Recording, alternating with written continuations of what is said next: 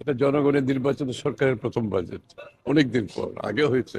অর্থাৎ সরকার যে বাজেটটা বলছে তার থেকে তাদের পার্থক্য 1 লক্ষ জি। কোটির। তাহলে প্রবলেম 1 লক্ষ কোটি টাকা নিয়ে। এখন কার কি খাত, কে কোন খাতে কত দিচ্ছে আমরা জানি না।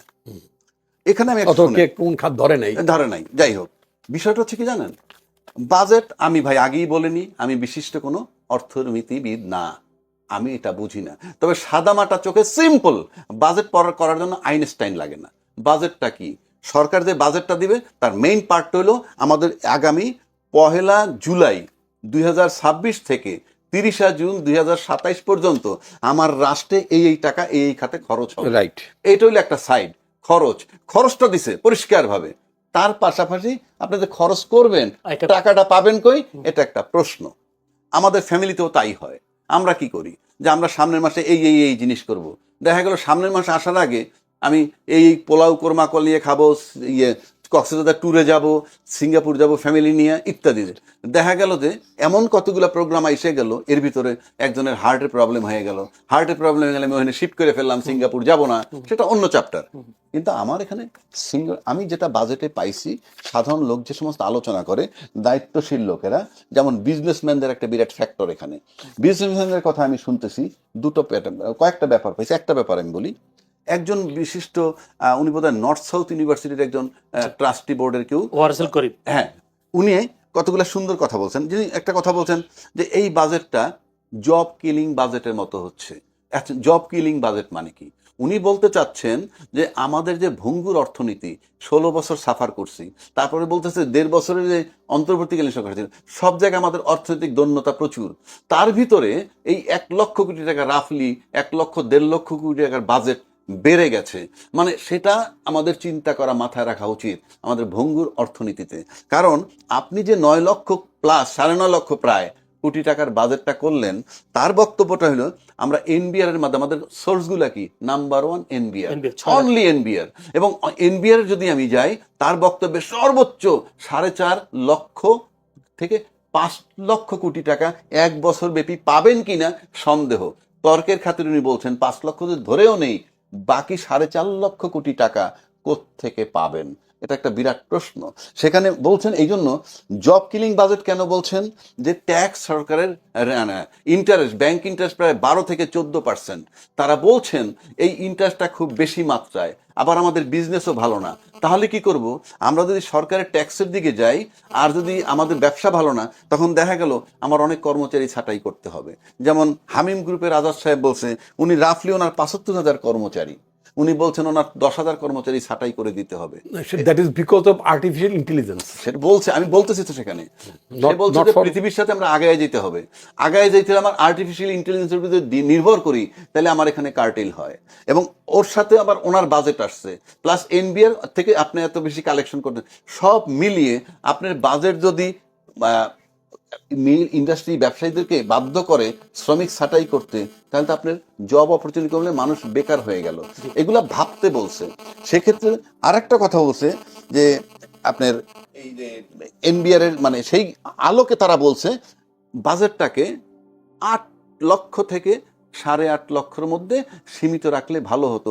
অর্থাৎ ঘুরে ফিরে 1 লক্ষ কোটি কমানোর একটা বিষয়। কারণ আমি বলি কথাটা, আমরা ইতিমধ্যে একটা জিনিস পেয়েছি, আমরা কিন্তু এটা কিন্তু আলোচনা করছি যে এখানে কোনো দোষ গুণের ব্যাপার না। কারণ আপনি খরচ করবেন, খরচের কাজ তৈরি করে ফেলেন, আপনার টাকাটা পাবেন কোথায়? কারণ আমরা ইতিমধ্যে আমরা একটা আইএমএফ, তারা অলরেডি বলে দিচ্ছে আমাদেরকে টাকা দিবে না। কেন দিবে না? সেটা হলো আমরা সাধারণ লোকেরা বুঝি না। মানে সাধারণত একেবারে যে অর্থ বিল যেটা হয়, এই বাজেটটাকে কি বলা হয়, এটা কিন্তু অর্থ বিল। এবং অর্থ বিল মানে কিন্তু কিছু না, টোটালটা কিন্তু ল মানে কি, আপনি টাকা কোন খাতে পাবেন, কোন কোন খাতে কিভাবে ব্যয় করবেন, ইন রাইটিং থাকতে হবে। এবং এই যে ইন রাইটিং থাকবে, এটা ম্যান্ডেটরি। এটা যদি কোনো চেঞ্জ করেন, ব্রেকিং দ্য ল। আর যখন আপনি ব্রেকিং দ্য ল করবেন, তখন পুরো সিস্টেমে গন্ডগোল হয়ে যাবে। সেই কারণে বলছি যে এই বাজেটটার ক্ষেত্রে আপনার আয়ের খাতটা নিশ্চিত করে দেন, যেটা আমরা খুব দুশ্চিন্তায় আছি, এবং এটা সরকারের জন্য ভীষণ সংকটের তৈরি করবে যদি এই 4 লক্ষ কোটি লোকের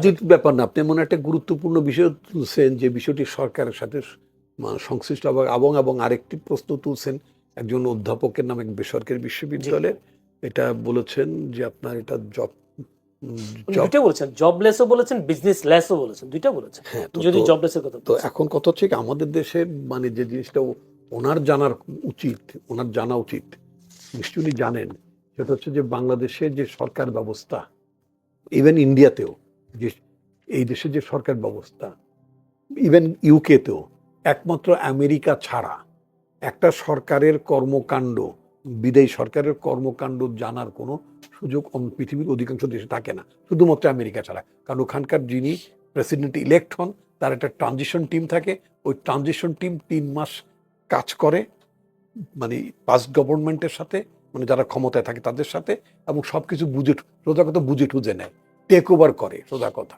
হ্যান্ড ওভার অ্যান্ড টেক ওভারটা খুব নীরবে হয়ে যায়, একটা থ্রো এ ট্রানজিশন টিম।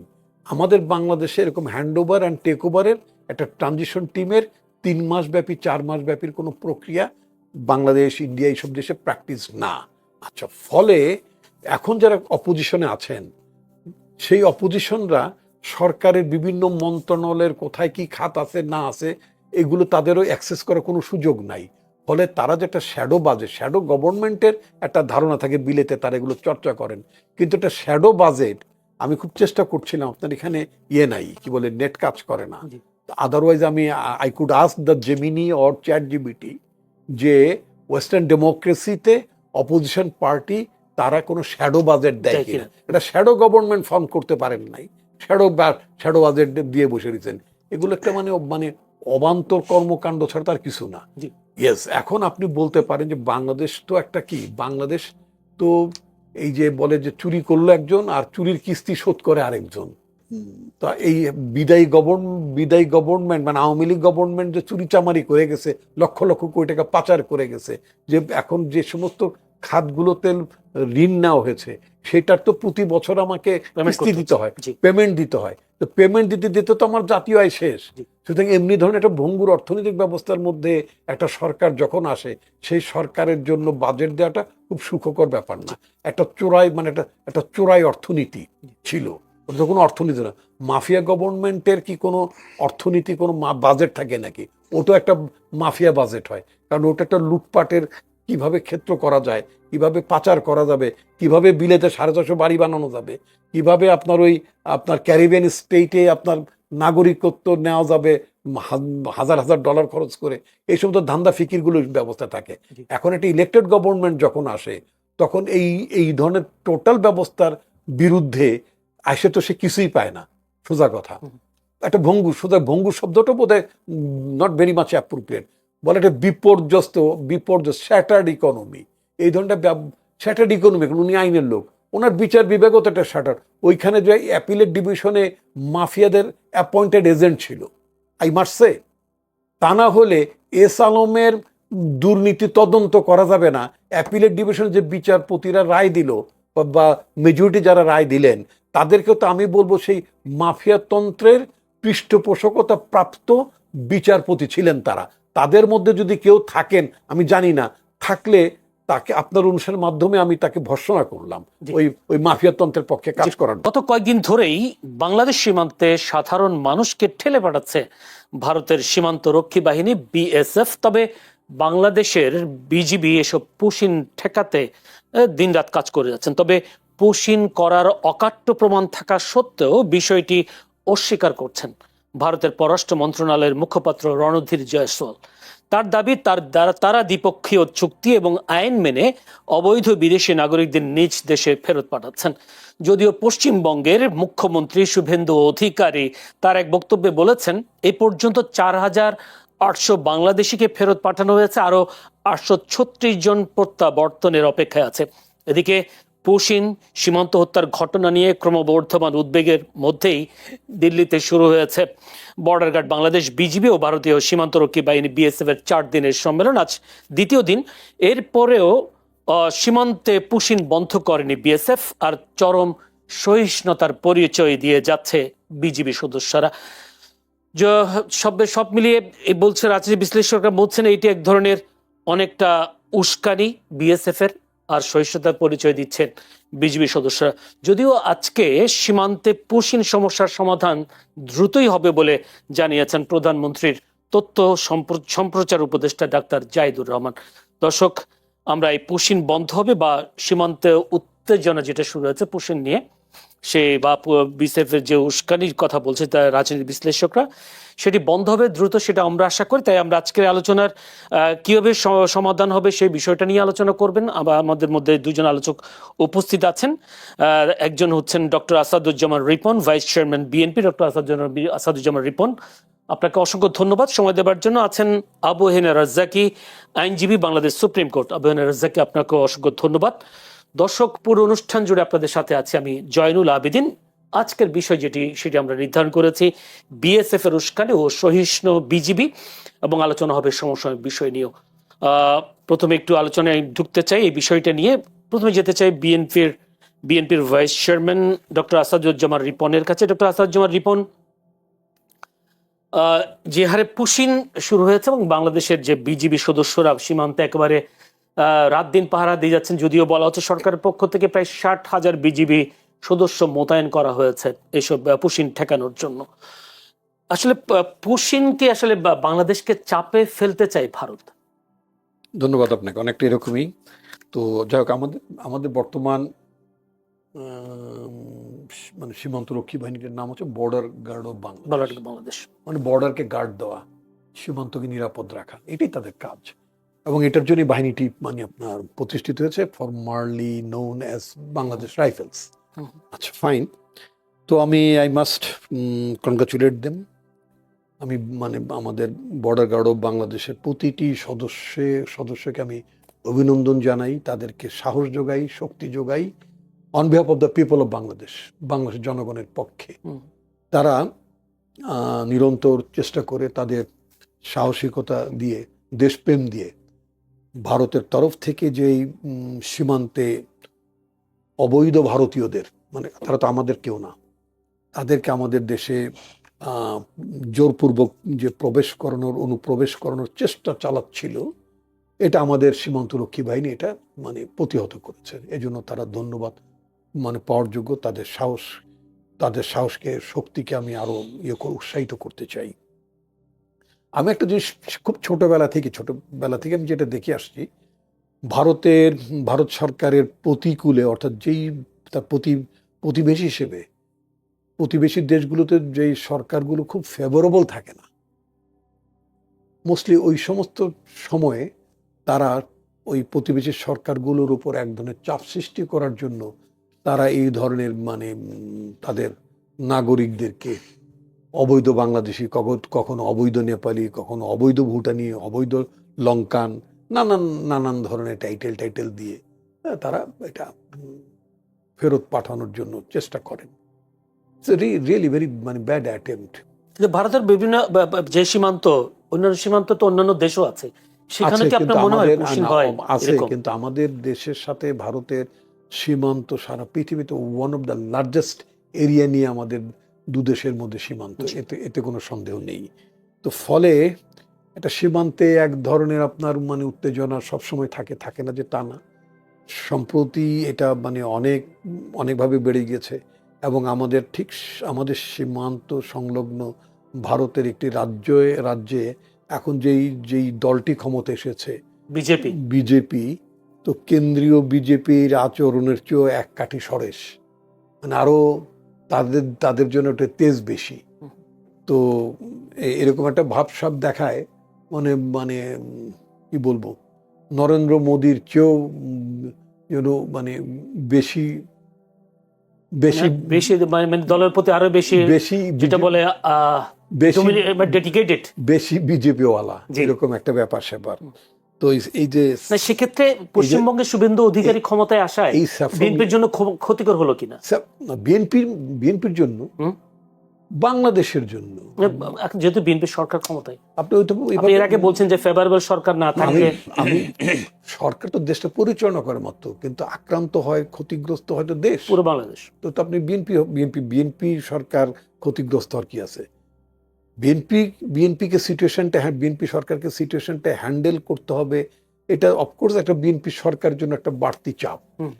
একটা ফ্রেন্ডলি গভর্নমেন্ট ফ্রেন্ডলি বিহেভ যখন করে, তখন তার সাথে ডিল করা সেটা যতটা স্বাভাবিক পর্যায়ে ডিল করা যায়, একটা গভর্নমেন্ট, প্রতিবেশী একটা গভর্নমেন্ট বা ভিন্ন আরেকটা গভর্নমেন্ট যখন একেবারেই আপনার মানে অবন্ধুত্ব সুলভ, সত্যতার কথা বলবো না, শব্দটা আমি অবন্ধুত্ব সুলভ যদি বলি, নন ফ্রেন্ডলি বিহেভ যদি করে, সেটা খুবই দুঃখজনক হয় এবং সেটা আমাদের মানে কোনো দেশের জন্য খুব সমীচীন না।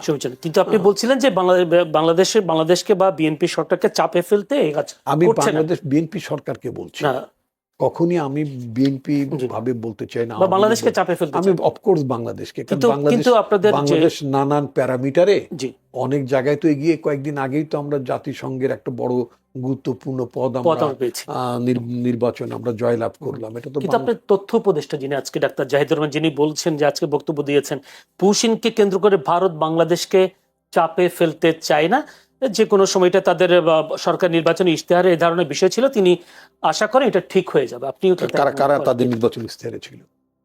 পশ্চিমবঙ্গে যে বিজেপি তাদের ইশতেহারে বিষয়টা ছিল, তিনি বলছেন ডাক্তার জাহিদুর রহমান। পশ্চিমবঙ্গের নির্বাচনী ইশতেহার কি ছিল বা এটা আমি স্টাডি করি নাই, ওটা আমার কাপটি না। আমার কাপটি হচ্ছে আমার দেশের মানুষ বিরক্ত এই ঘটনায়, স্ট্রেট।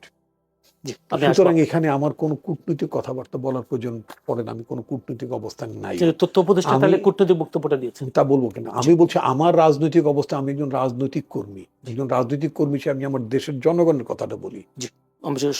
আমার দেশের জনগণ ওভারঅল সিচুয়েশনটায় বিরক্ত বোধ করছে ভারতের এই আচরণ। আবু হেনা রাজ্জাকি, আমি এর আগে বলেছিলাম শুভেন্দু অধিকারী, তিনি অবশ্য কালকে একটা বক্তব্যে তিনি বলেছেন যে 4800 অবৈধ অভিবাসীকে বাংলাদেশে ফেরত পাঠানো হয়েছে, আরো 836 জন বর্তমানে নির্দেশে প্রত্যাবর্তনের অপেক্ষায় আছেন।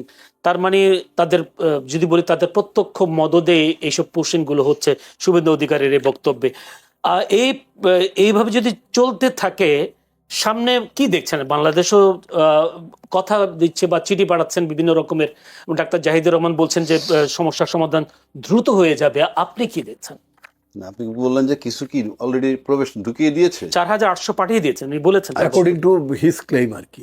এখন প্রশ্ন হচ্ছে এই, আমরা এরকম পত্রিকায় কোনো রিপোর্ট দেখি এই যে 4000 কত লোক ঢুকিয়ে দিল, এটা নিয়ে একটা ভাবনার বিষয় আমার কাছে।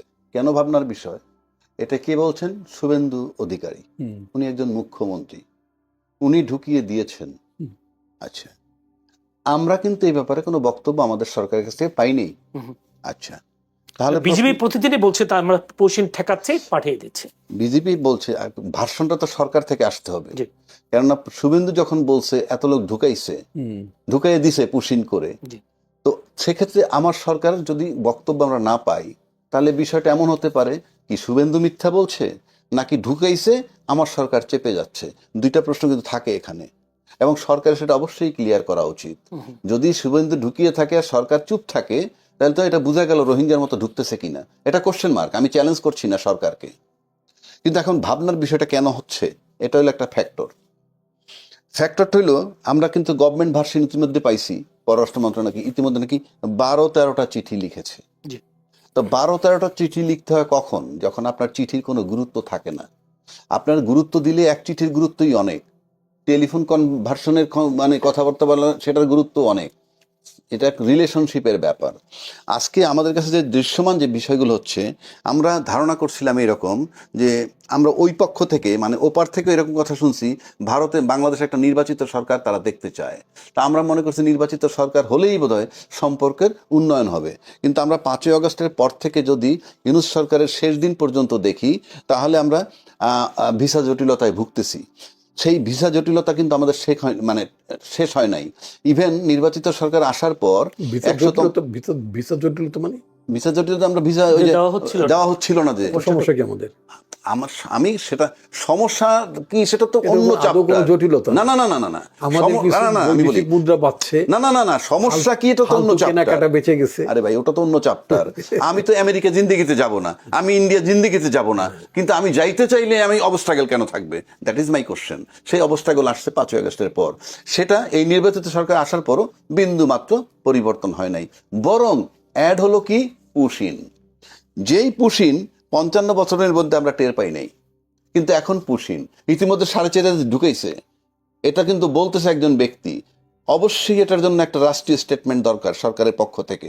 যদি না আসে আমরা এখানে বসে বসে শুভেন্দুকে মিথ্যাবাদী বলবো? যদি তাকে মিথ্যাবাদী বলি সেটা কি ভালো হবে? ওখানে বসে বলবে বাংলাদেশের জনগণ আমাকে মিথ্যাবাদী বলতেছে। আমার ভাষণ দরকার, সরকারি ভাষণ দেওয়া উচিত।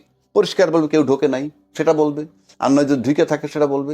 3 নম্বর আমার কথা হলো, আমি ধরে নিলাম তর্কের খাতিরে কিছু বাংলাদেশি ওই দেশে আছে, আমি তর্কের খাতিরে ধরলাম, থাকতেই পারে। যদি থাকে, আপনি 55 বছর ভালো লাগলো বা হজম করতে পারলেন, এখন পারছেন না কেন? এটা আমার প্রশ্ন। তার মানে কি এই গণতান্ত্রিক সরকারের সাথে আপনার সম্পর্কটা বৈরী বলে আমি মনে করি, পরিষ্কার।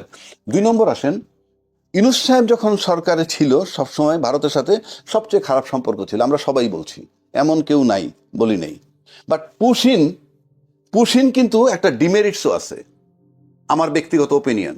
উনি যদি খুব কমফোর্টেবল পুশিন করাইলে এটা আমার সরকারের জন্য একটা খারাপ অবস্থা, আমার জন্য খারাপ অবস্থা। আমার দেশে বাড়তি লোক ঢুকতেছে, এটা যদি হয় তাহলে ইউনূস সাহেবের সময় যদি আপনার খারাপ সম্পর্ক থাকা সত্ত্বেও পুশিন করতে পারেন নাই, তাহলে এই সরকারকেও আপনি কি ইউনূস সাহেবের দিকে ঝুঁকতে বাধ্য করেন না। আমার কথাটা বুঝেন। মানুষ যখন বেকায়দায় পড়ে তখন অবলম্বন খোঁজে। আমি ধরে নিলাম যদি সরকার এমন কোনো খারাপ পরিস্থিতিতে পড়ে থাকে যে ইউনূস সাহেবের সময় 18 মাসে তো আমরা শুধু ভিসার প্রবলেমটা ছিল, পুশিন হয় নাই, তো আজকে যদি পুশিন হয় তাহলে আপনি তো একটা সরকারকে বাধ্য করেন কিনা আবার আরেক দিকে ঝুঁকতে। কারণ ইতিমধ্যে আপনাদের ধারণা হয়েছে যে তারা আমেরিকার দিকে ঝুঁকছে, সত্য মিথ্যা আমি ব্যাখ্যা দিতে যাচ্ছি না। তো আপনি যদি খারাপ পরিস্থিতি আরো করেন আর এই সরকার যদি আরো বেশি আমেরিকার দিকে ঝোঁকে, কথার কথা, জিনিসটা কি ভালো হবে? আমার কথা হলো এই পুশিংটাকে ব্লক করতে হইলে এটা তো 2 পক্ষের বসা দরকার। আপনি সরকার 4,500 ঢুকাই দিলেন আর আমরাও নীরব থাকলাম, এই দুইটাই তো ক্ষতিকর। সুতরাং আমার কাছে মনে হয় সরকারের সাথে ভালোভাবে মানে টাইম টু টাইম ডিপ্লোম্যাটিক একটা আলোচনা দরকার। কেন বলি, এটা না হইলে আপনি সমাধানটা তো ডিপ্লোম্যাটিক্যালি করতে হবে। আজকে 4,500 ঢুকাইছেন, তাহলে কি আরো ঢুকাবেন? আর সরকার যদি ভাষণ না দেয় আমরা তো তারটা ধরে নিব। আবার কিন্তু এখন যে বিজিবি যে বিএসএফ যে সম্মেলন চলছে 4 দিন ব্যাপী, এই সম্মেলন থেকে কোনো ভালো কিছু আশা? সেটা তো সম্মেলন হওয়ার পর আমরা রেজাল্ট পাবো। এখন যদি এরকম নীরব থাকে সরকার তাহলে তো আমরা পাবো না। আবার জাহিদ সাহেব সম্পর্কে একটা কথা বলছেন, জাহিদ সাহেব বলছে যে এটা হতে পারে। জাহিদ সাহেবের এই কথাটা আমি টু সাম এক্সটেন্ট অ্যাকসেপ্ট করতেছি। কেন? যে উনি বলছেন যে ঠিক হয়ে যাবে। বিষয়টা এমনও হতে পারে যে এইটা যেহেতু তাদের নির্বাচন ইশতেহারে ছিল, সুতরাং এইটা চলমান রাখতে হবে আগামী লোকসভা নির্বাচন পর্যন্ত। মানে আগামী লোকসভা নির্বাচন হওয়ার পর আবার গভর্নমেন্ট 5 বছরের জন্য যদি তারা ক্ষমতায় চলে আসে, এটা একটু শিথিল হলে হতেও পারে যে নির্বাচন পর্যন্ত এটা কোনো স্ট্যান্ডবাজি কিনা। কিন্তু যেহেতু 4,500 পুশ করছেন বলছেন, এই কথাটার একটা পরিষ্কার আনসার আমরা আমাদের সরকারের কাছ থেকে চাই।